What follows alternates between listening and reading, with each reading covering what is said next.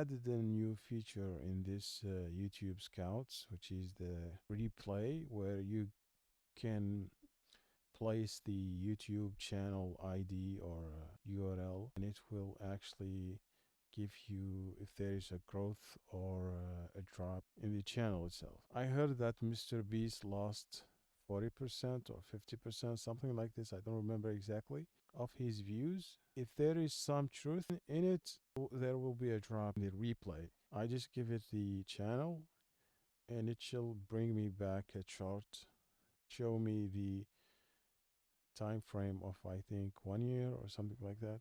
And it says here that shrinking 21% replay growth score, and it's based on 30 videos,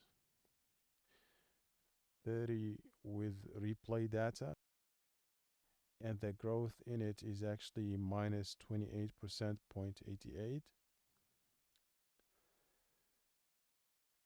And this is actually the chart itself.